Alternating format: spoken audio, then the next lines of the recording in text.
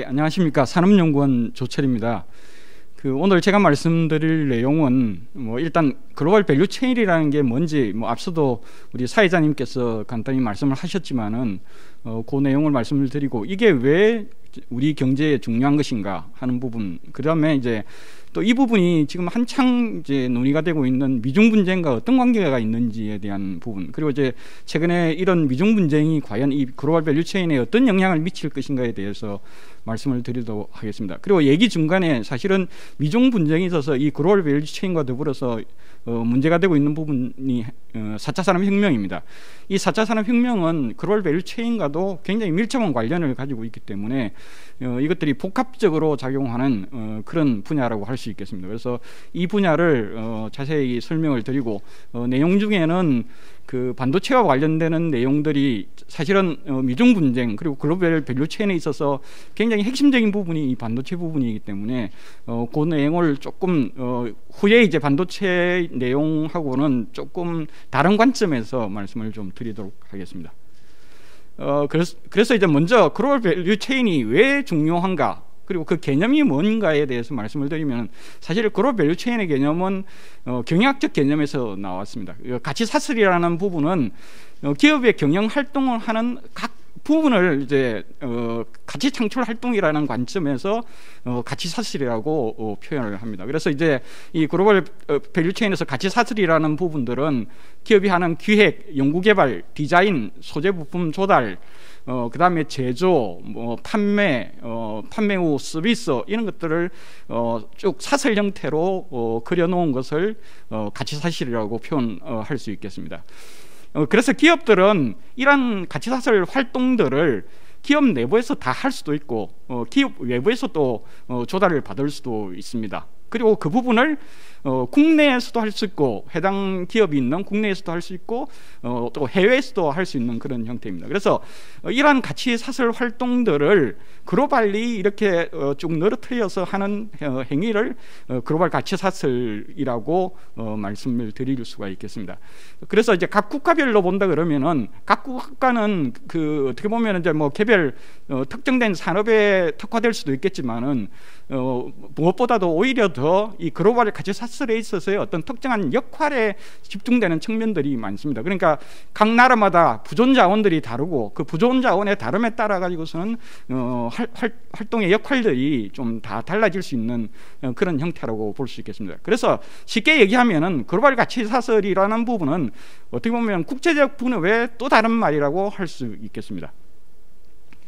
그래서 이제 우리가 반도체 생산을 가지고 쭉 보시게 되면은 일단은 반도체 부분은 크게 이제 디자인하는 부분과 제조 부분이 있는데, 디자인하는 부분에 있어서는 디자인을 하기 위해서 각종 이제 그 IP가 필요하고 또 그 디자인을 하는 도구, EDA가 필요한 그런 형태입니다. 근데 이런 부분들은 미국이나 유럽에서 이제 주로 주도를 하고 있는 그런 상황들이고, 그 다음에 이제 제조를 하기 위해서 소재나 장비들이 필요한데, 장비 같은 경우는 유럽이나 일본이나 미국이 이제 주도를 하고 있는 그런 형태고, 소재는 이제 주로 일본이 많이 이제 주도를 하는데, 먼저 이제 그 반도체를 만들기 위해서 실리콘이 필요한데, 그 실리콘 같은 경우에는 이제 미국이 이제 주도를 하고 있고, 그것을 인것으로 만드는 부분들은 일본, 그다음에 그걸 이제 잘라서 웨이프 형태로 만드는 건 한국인 데가 이제 자기 이제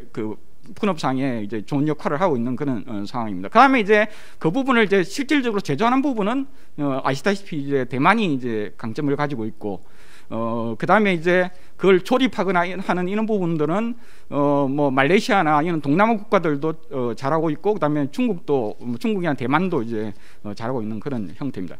그리고 이제 이걸 이용하는 거는 사실은 이걸 만드는 이걸 가지고 이제 스마트폰이나 가전이나 이런 것들을 만드는 기업들은 사실 미국에 많이 있고, 그 미국 기업들이 이제 주도를 하고 있는데, 실질적으로 그게 또 제조가 되는 그 부분들은 스마트폰이나 이런 것들이 제조가 되는, 특히 아이폰, 애플 같은 경우는 중국에서 이걸 갖다가 제조를 하는 그런 형태로 되어 있고, 다시 또 이걸 소비하는 거는 가장 큰 소비 시장은 또 미국에 있는 그런 형태로 세계 전체적으로 이게 이제 퍼져나가는 그런 형태로 되어 있습니다. 그래서 사실은 이 반도체만 가지고 보더라도 이 글로벌 밸류 체인상에서 각 역할들이 국제적으로 굉장히 많이 이렇게 분산되어 있는 것을 알 수가 있겠습니다. 그래서 이제 사실은 뭐 저희들이 산업을 연구하는 데 있어서 사실은 그 예전에는 이 산업 발전이라는 차원에서 본다 그러면은 어떤 산업을 하느냐가 굉장히 중요했었습니다. 근데 이제 최근 들어 보면은 뭐 어떻게 보면은 조금 발전이 늦다고 생각되는 중국만 하더라도 제조업에 있어서 모든 산업을 다 중국이 잘 하고 있습니다. 그거는 이제 생산 부분에 있어서 잘 하고 있는 것이죠. 그래서 이제 산업 구조의 고도화라는 차원에서 본다 그러면 단순히 어떤 산업을 하는 것이 문제가 아니고 이 산업 내에서 과연 어떤 역할을 하느냐가 굉장히 중요하다는 것이죠. 이제 반도체 산업도 앞서 보시다시피 각종 이제 고부가치 부분들은 주로 이제 선진국에서 하고 있고 단순 조립이나 이런 부분들은 이제 후발국에서 이제 하고 있는 그런 형태라고 볼 수 있겠습니다. 그래서 이제 이 글로벌 가치 사슬이라는 부분들은 국가 발전, 산업 발전 전략에 있어서도 굉장히 중요하고 이 부분들을 고려해서 산업 발전 정책을 수립을 해야 된다는 그런 말씀을 드릴 수가 있겠습니다. 자, 그렇다 그러면은 왜 글로벌 가치 사슬 상에서 그 미중이 이제 이렇게 부딪히게 되었는가, 분쟁이 발생하는가 하는 부분입니다. 이 부분은 이 글로벌 가치 사슬상에 있어서 중국의 위상이 계속적으로 올라가고 있기 때문에 그에 대한 미국의 우려가 반영되어서 나타난 현상이 미중 분쟁이라고 할 수 있겠습니다. 그래서 이제 먼저 왜 이제 미국이 중국에 대해서 우려를 하느냐는 부분에 대해서 살펴보면은 일단은 중국이 제조업 부분이 있어서 절대적인 세계적인 공급 기지로서 부상을 하고 있다는 차원입니다. 여기 그림을 보시게 되면은 과거에는 뭐 아시아 내에서는 주로 일본이 아시아 지역의 공급 기지로서 이제 활동을 했고 미국도 이제 일부분 공급 기지로서 역할을 했었습니다. 근데 지금 상황에서 본다 그러면은 절대적으로 제조업 부분의 공급에 있어서는 중국이 절대적인 공급 허브로서의 역할을 수행을 하고 있는 그런 양상입니다. 그래서 이제 이런 부분들에 있어서 특히 이번 코로나 사태 같은 상황이 발생했을 때에 과연 이제 중국이 제대로 공급을 못하는 지경, 특히 이제 코로나 초기 때 중국이 코로나가 굉장히 심각했을 때에 이런 우려들이 많이 나타났었고 그 외에도 이제 전략상 중국이 이제 이걸 무기화할 경우에 있어서는 굉장히 이제 미국이나 기타 다른 서방 국가들이 타격을 입을 수 있겠다는 이제 그런 생각을 하고 있는 그런 상황입니다. 이제 그리고 이제 문제가 되는 부분은 뭐냐면은 글로벌 가치 사슬상에서 과거에는 중국이 단순한 제조기류소의 역할만 했습니다. 저임금을 바탕으로 한 제조기업. 그래서 굉장히 이제 저부가치 부분에만 집중되어 있는 그런 형태 있고 오히려 이제 고부가치 부분들은 이제 그 서방 국가들이 이제 하고 있는 그런 양상이었지만은 최근 들어서 이러한 양상이 급속하게 바뀌고 있습니다. 그걸 이제 나타내는 가장 중요한 지표 중에 하나가 중국 독자 기업의 부상입니다. 여러분 잘 아시다시피 중국 제조 2025는 중국의 어떤 글로벌 가치 사슬상에 있어서 고급 가치 부분들을 향상시키고자 하는 그런 어떤 정책이라고 할 수 있겠습니다. 그런데 그 정책에서 가장 핵심이 뭐냐면은 독자 기술과 독자 브랜드를 굉장히 강조하고 있습니다. 최근 들어서 중국의 글로벌 공급 사슬상에서 자국 내의 공급 사슬을 강화하자는 의도도 사실은 중국 내 생산뿐만 아니라 중국 기업을 육성하겠다는 그런 의도가 담겨져 있고 그 가운데 사실은 이 독자 기업이라는 것은 기업은 연구개발, 기획 뭐 이런 고부가치 부분들을 다 수행을 해야 되는 그런 형태입니다. 근데 최근 들어서 중국의 독자 기업들이 굉장히 빠른 속도로 발전하고 있습니다. 중국에는 하루에 2,200개의 기업이 창업되고 있고 그 다음에 이런 부분들이 다 유니콘 기업으로 성장하는 기업들도 꽤 많아서 지금 미국 다음으로 유니콘 기업들이 많은 나라가 중국입니다. 그리고 이제 기존의 기업에 있어서도 성장이 굉장히 빠르게 일어나고 있는데 지금 포천이 선정하는 500대 기업의 2020년 같은 경우 미국을 앞지르고 중국이 1위로 올라선 그런 상황입니다. 그래서 지금 2007년만 하더라도 중국 기업 34개 기업밖에 없었지만 2020년에는 143개 기업으로 지금 늘어난 그런 형태에 있습니다. 그래서 이러한 기업들은 비록 규모만 큰 것이 아니라 거기서 하는 역할들도 굉장히 강화되고 있는, 여러분 잘 아시는 화웨이와 같은 기업은 특허가 세계 1위인 그런 기업입니다. 그래서 굉장히 고가치 부분에 있어서 중국이 빠르게 성장하고 있다는 이제 그런 말씀을 드릴 수가 있겠습니다. 그 다음에 이제 중요한 부분 중에 하나가 이 4차 산업혁명에 관련되는 부분입니다. 이 4차 산업혁명은 사실은 가치 사슬과 굉장히 밀접한 관련을 가지고 있습니다. 일단은 글로벌 가치 사슬 자체를 변화시킬 수 있는 요인들이 굉장히 많습니다. 특히 이제 스마트 공장과 같은 제조 부분의 혁신 같은 경우는 과거에 저임금 후발국에 의존했던 제조 부분들이 선진국에서도 할 수 있는 형태로 바뀔 수 있다는 그런 형태이고, 그 다음에 그뿐만 아니라 연구개발 과정도 스마트화할 수 있고 이제 사무 자체도 스마트화할 수 있는 그런 형태로 돼서 이제 일하는 방식 자체가 전반적으로 이제 변하는 그런 형태입니다. 그 다음에 이제 제품 구조나 서비스의 구조도 이 4차 산업혁명 기술로 인해서 굉장히 빠르게 변화하고 있습니다. 그러니까 연구개발에 있어서 어떤 우위라는 부분들이 이 4차 산업혁명 기술이 있느냐 없느냐, 4차 산업혁명에 있어서 얼마만큼 주도력을 가지고 있느냐에 따라서 그 글로벌 밸류체인의 고가가치 부분이 누가 가지느냐가 결정되는 그런 형태라고 할 수 있겠습니다.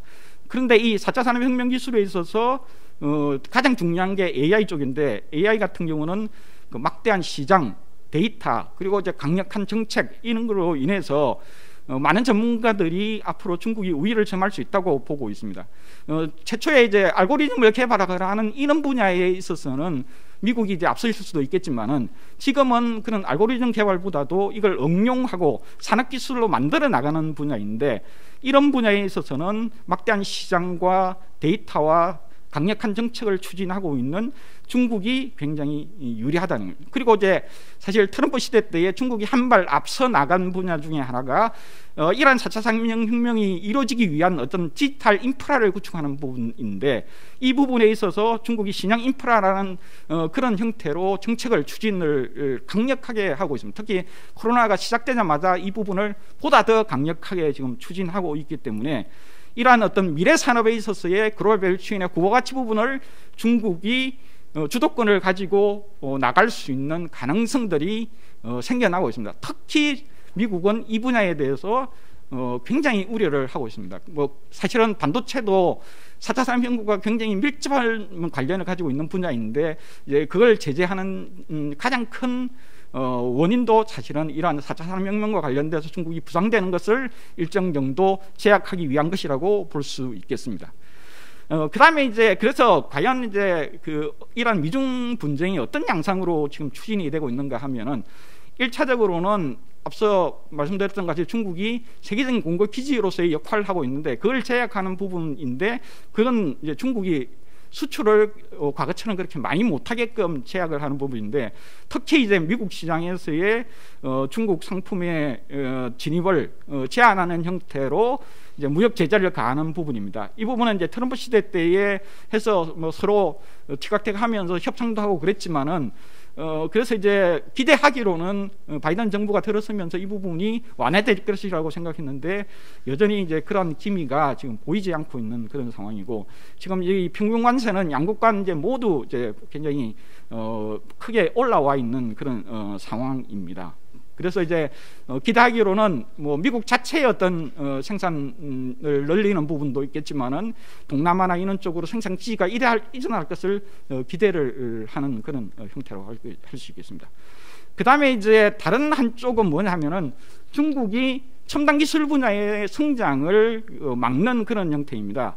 그러니까 직접적으로 첨단 산업의 기술에 대한 부분을 제재도 하기도 하지만은 화웨이와 같은 첨단 기술 기업을 제재를 하는 이제 그런 형태로 나타나고 있는데, 이 부분은 첨단 제품에 대한 어떤 수출 및 수입 규제, 이 부분들은 어떻게 보면 글로벌 공급 사슬상에 있어서 어떤 중국과의 관계되는 부분을 단절시키는 그런 목적을 가지고 있습니다. 그 다음에 이제 기술을 가지고 있는 기업에 대해서 인수합병해서 기술을 획득하는 것을 방어하는 투자 규제, 뭐 이런 부분들이 미국 차원에서 굉장히 이제 크게 이루어지고 있습니다. 이 부분이 굉장히 강력한 부분이 뭐냐면은 세컨더리 보이콧이라 그래서 그런 어떤 미국과 관련되는 해외 기업들이나 이런 기업들도 이제 중국과 거래하는 것을 막을 수 있는 그런 강력한 규제가 되고, 특히 또 사실은 기술이라는 부분들은 인력을 통해서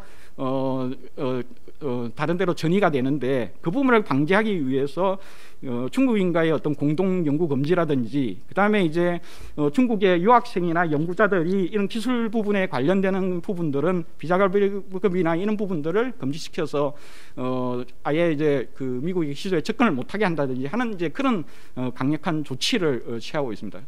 그래서 사실은 이 미중 기술 분쟁과 관련돼서 수출 규제의 엔티티 리스트로 이제 돼 있는 부분들을 보시게 되면은 대부분 반도체, 5G, 뭐 원자력 발전만 제외하면은 AI 이런 부분들 다 이제 4차 산업혁명과 관련되는 그런 부분이라고 할 수 있습니다. 특히 이제 반도체 부분이 굉장히 강조가 되고 있는 그런 형태이고, 그다음에 이제 뭐 전기자동차 이런 부분들도 포함된, 나중에 이제 이 전기자동차 부분은 3세션에서 얘기할 2차 전지하고도 굉장히 관련이 있는 그런 분야라고 할 수 있겠습니다. 그래서 4차 산업혁명과 신기술과 관련되는 이런 분야에 있어서 미국이 중국에 대해서 굉장히 강하게 제재를 가하고 있다는 모습을 볼 수 있겠습니다. 자, 그러면 이제 이러한 미중 분쟁이 진행되면서 어떤 양상으로 지금 실질적으로 이루어지고 있는가 하는 부분입니다. 첫 번째, 공급기지 이전이 과연 미국이 원하는 대로 되고 있는가 하는 부분들은 과연 중국이 미국에 대한 수출이 어떻게 변하는가를 보면 대충 짐작할 수 있는데, 사실은 중국의 어떤 수출 구조를 보게 되면 대미 수출 비중이 크게 변화하지 않고 있습니다. 거의 이제 17%에서 유지를 하고 있는 그런 상황이고, 최근에 수출 증가율도 굉장히 높은 수준을 기록하고 있기 때문에 과연 미국의 중국에 대한 제재가 어떤 효과를 가지고 있는지에 대해서 좀 의심을 할 수가 있는 부분이고, 특히 반도체에 대해서 어떻게 보면 공급 단절을 시키는 정도의 강력한 제재를 취하고 있는 그런 형태인데, 물론 이제 그게 이제 화웨이라는 어떤 특정 기업에 한정돼 있는 부분들이긴 하지만은 그런데도 어쨌든 이러한 제재에도 불구하고 세계 각국의 중국에 대한 반도체 수출은 오히려 그 제재 이후에 큰 폭으로 늘어났습니다. 원래는 이제 2020년 같은 경우에는 사전에 이제 뭐 선매입하느라고 많이 늘어났을 수도 있다고 얘기를 했는데, 사실 올해 들어서도 반도체 각국들의 반도체 대중국 수출이 그렇게 크게 줄어들지 않고 오히려 크게 늘어나는 이제 그런 양상입니다. 사실 이제 반도체 가시사슬에 대한 어떤 수출 규제는 단순히 제품 차원뿐만 아니라 소프트웨어 같은 분야, 그 다음에 또 단순히 어떤 최종적인 어떤 그런 제품 생산에 대한 부분뿐만 아니라 디자인이나 소재나 그 다음에 테스팅, 그 다음에 이제 최종 재화 부분까지 전방위적으로 지금 미국이 중국에 대해서 제재를 가하고 있는 그런 양상입니다. 그럼에도 불구하고 무역 거래상 이제 그런 부분들이 잘 나타나지 않고 있는 그런 형태입니다. 그래서 이제 그렇다 그러면은 사실은 단순히 공급기지로서의 중국 역할을 제약하는 부분들은 단기적으로는 좀 쉽지 않겠다 하는 얘기를 할 수가 있고, 이제 그렇다 그러면은 미국이 이제 핵심적으로 실질적으로 효과를 가장 많이 거둘 수 있는 분야가 뭐냐면은 이제 기술의 발전을 제한하는 부분들, 특히 이제 핵심적인 첨단 부품이나 이런 부분들이 중국 내에서 만들어지는 부분에 대해서 제재를 가하는 부분인데, 일단 이제 반도체 관련돼서 보면은 화웨이에 대해서 이제 제재를 시작했는데, 처음에는 이제 반도체 칩, 통신 칩 공급을 단절시키려고 해서 이제 퀄컴 같은 이제 업체랑 거래 제한을 했는데, 중국이 이제 자체적으로 5G 통신 칩을 개발해 버렸습니다.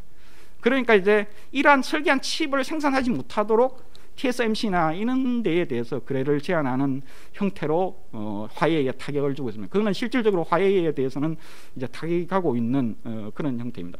이제 그런데 이제 중국이 생각할 때는 지금 중국 내에도 SMIC와 같은 파운드리 업체가 존재하고 있습니다. 그렇지만은 거기는 10나노 이하 정밀을 요하는 제품 생산이 불가한 그런 형태라서 결국은 중국이 생각할 때는 이러한 어떤 10나노 이하의 정밀을 요하는 제품을 생산할 수 있는 능력을 가져야 된다. 그러기 위해서는 그와 관련되는 장비가 필요하다. 그 장비는 잘 아시다시피 뭐 SNML이라 같은 그 네덜란드 업체가 이제 독점하고 있는데, 이 업체도 이제 미국의 기술 등과 관련이 있어서 미국이 제조에 동참하지 않을 수 없는 그런 형태입니다. 그래서 중국은 그 자체적으로 이러한 어떤 설비를 생산하기 위해서 이제 개발 노력들을 하고 있는데, 하여튼 반도체 전문가들은 그게 단기간에 굉장히 힘들고, 지금도 그 설비 같은 경우는 굉장히 이제 그 뭐 정밀도가 낮은 제품만 생산할 수 있는 그런 설비만 중국 업체가 이제 만들고 있는 그런 형태라서, 앞으로의 관건은 과연 이제 중국이 이러한 첨단 제조 장비를 차립할 수 있는가가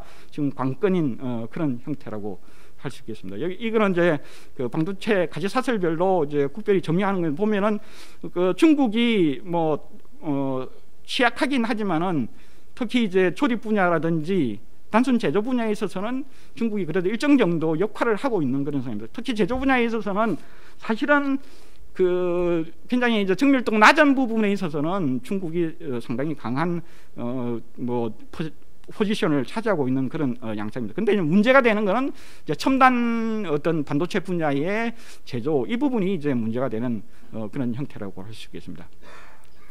그래서 이제 마지막으로 우리에게 미치는 영향이 어떤 분야인가 하는 부분하고 앞으로의 대응이 어떻게 되어야 될 것인가 하는 부분인데, 사실은 그 지금의 어떤 구조를 보게 되면은 중국과 세계가 그 완전한 디커플링을 할 수 있느냐 하는 부분은 제 생각에는 거의 불가능하다고 생각이 듭니다. 왜 그러냐면은 이 그림을 보시게 되면은 이 반도체에 대한 중국 의존도인데 주로 이제 미국 기업들인데 굉장히 높은 퍼센테이지를 중국에 의존하고 있는 양상을 볼 수가 있겠습니다. 그러니까 결국은 이제 미국의 이 반도체 업체조차도 사실은 그 중국에 의존하지 않고서는 존립하기가 쉽지 않는 그런 상황이라고 할 수 있겠습니다. 그래서 결국은 그 사실은 이제 뭐 외부에서는 뭐 디커플링이 되는 상황에 이제 대비를 하는 형태, 그래서 완전한 디커플링을 생각하고 뭔가 전략을 짜는 부분에 대해서 고민들을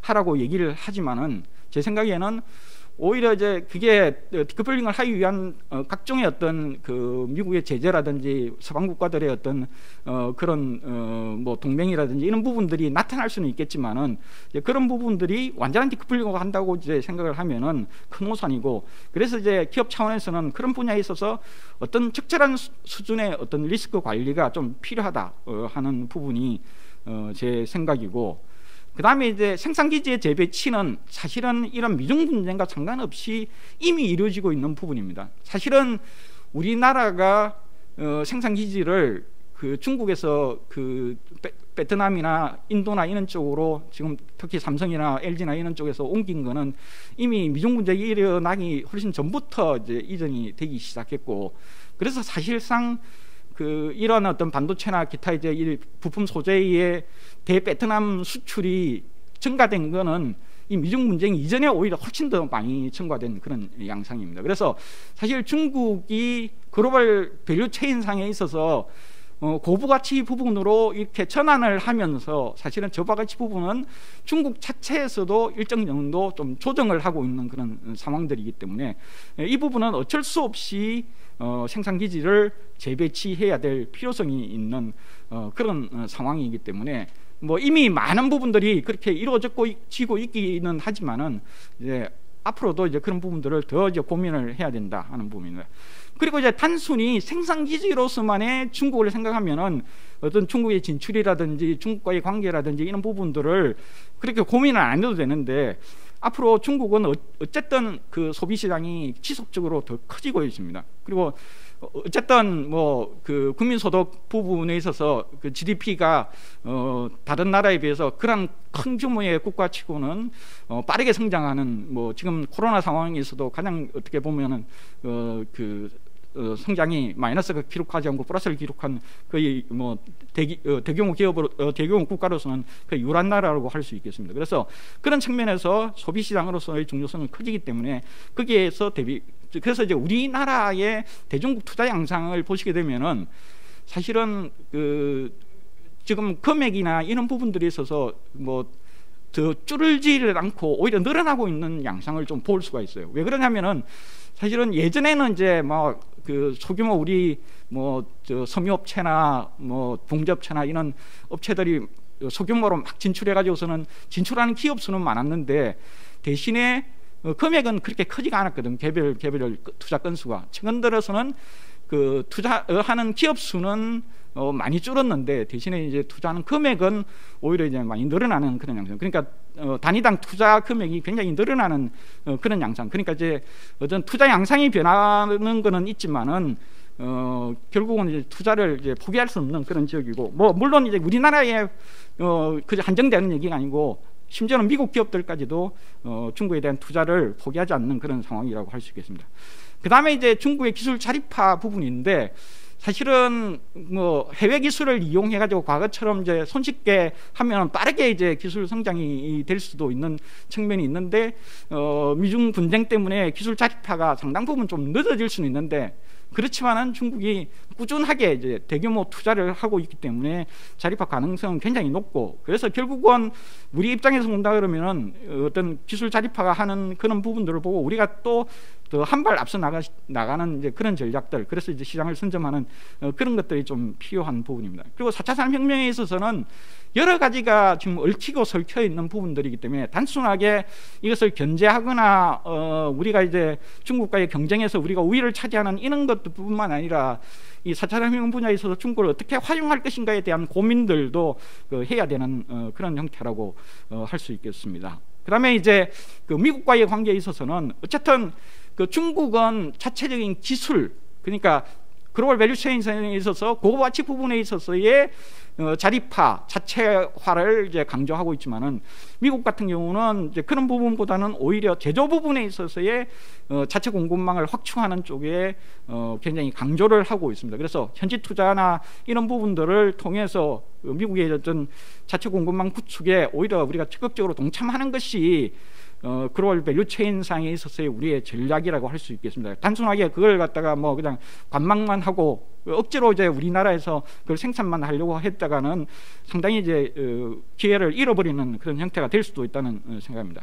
그 다음에 이제 정부 차원에서는 사실은 이제 이러한 어떤 효율적 가치 사슬 차원에서 그러면 이제 가치 사슬의 어떤 효율적 배치라는 차원에서 산업정책이나 통상정책을 추진을 해야 되는 게 맞지 않냐는, 과거처럼 어떤 특정 산업이나 특정 제품이나 이런 데에 포인트를 맞춰서 정책을 추진하다 보면은 굉장히 큰 오류를 범할 수 있는 게 지금의 상황이 아닌가 하는 생각을 해보았습니다. 예, 감사합니다. 요 뒤에 요 그림은 사실은 이제 중국 의존도를 완화할 수 있는 가능성이 있느냐 없느냐에 관련되는 부분인데, 보시게 되면은 반도체를 직접 사용해서 제품을 만드는 데는 주로 중국이지만은 그걸 만들게끔 하는 그러니까 기업들이 있는 데는 이제 미국이고, 그 다음에 이제 크게에서 만들어진 제품을 소비하는 거는 세계 전체로 이렇게 소비가 이루어지고 미국의 비중이 이제 아직까지는 좀 더 높은 그런 상황이다.